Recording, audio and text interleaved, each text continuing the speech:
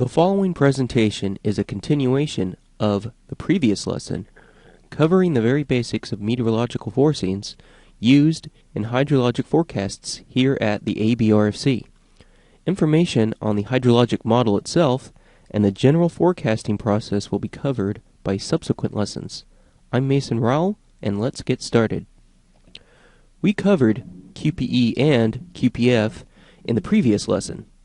This lesson will focus on water loss from ET and snowmelt. ET represents an important sink of water in a hydrologic system and can account for significant water loss from several locations, including temporary surface storage, subsurface storage, in vegetated, non-vegetated regions via transpiration, evaporation, and directly from other storages like river channels and/or reservoirs. The amount of potential water loss depends on several meteorological factors, including wind speed, direction, relative humidity, temperature, and net radiation. The standardized reference crop evapotranspiration, circled in red, equation is the method for calculating potential ET at the ABRFC. This method combines the differing transpiration properties of short and tall vegetative surfaces into one reference equation, providing a consistent, compact, and intuitive means of conceptualizing this important process. Wind speed, U sub 2, relative humidity, vapor pressure deficit, or E sub S minus E sub A, temperature, T, and net radiation, R sub N, are all accounted for in this standardized equation, indicated by blue arrows or brackets, and are calculated with a daily time step, which suffices for the purposes of our hydrologic modeling, again covered more in future lessons. This daily time step allows us to ignore the relatively small contribution from the soil heat flux density, G, hence the red X over this term, as it does not change much on this timescale, which is fortunate as there are no direct observations or reliable short-term forecasts for this term. Keep in mind, this equation only accounts for potential water loss. As you will see in the example from the next slide, arid or semi-arid regions often have the right climatological conditions to allow for high values of potential ET, i.e. full insolation, high temperatures, windy conditions, and low humidity, or high vapor pressure deficit. If little water is present in any of the storage locations discussed previously, which is the case for this region, the potential water loss will never be realized, as all available water would be quote-unquote evapotranspired before reaching that theoretical maximum presumed by the equation. Thus, we must accurately account for water volume in as many river reaches, reservoirs, and other storage locations, soil moisture, runoff, etc., as possible. Then, combine this information with the theoretical potential ET value to obtain an estimate of what water loss may have or will actually occur. We use GFE to prepare the potential ET forcing, which occurs seamlessly in the background with no forecaster interaction. The weather element group shown contains daily values of potential ET across our region, as shown in the grid viewer.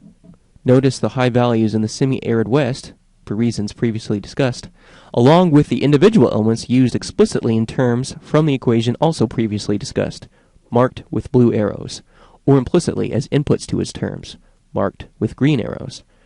Temperature and dew point temperature are each input into the Clausius-Capron equation to get the vapor pressure deficit.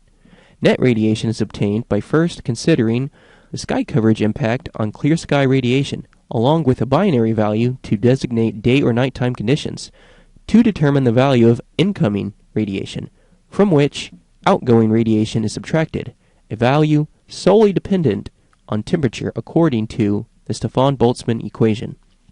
The input to these individual elements come from the intersite coordination ISE grids, thus utilizing the best available consensus forecast from all of our WFOs and neighboring WFOs for each of these elements.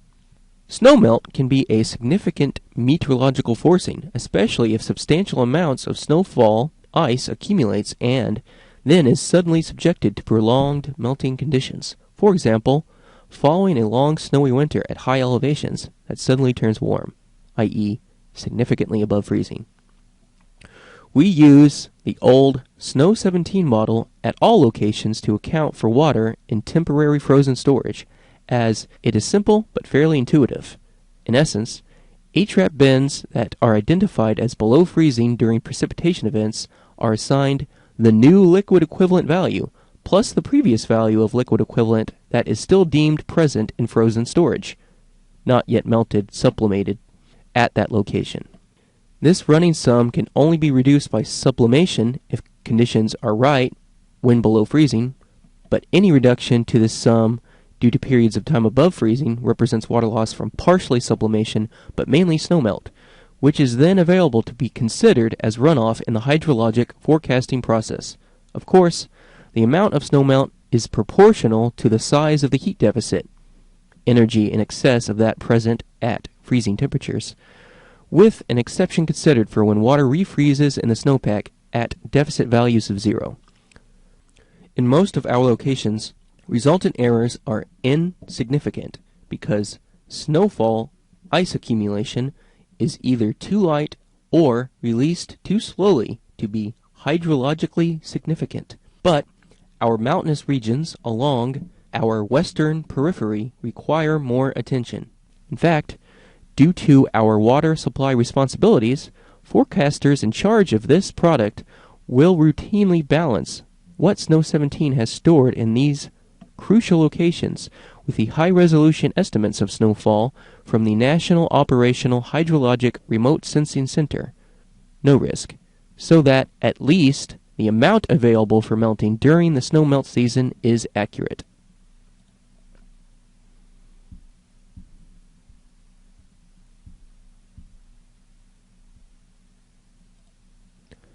Thanks for your attention during this lesson, and feel free to email me with any thoughts or questions.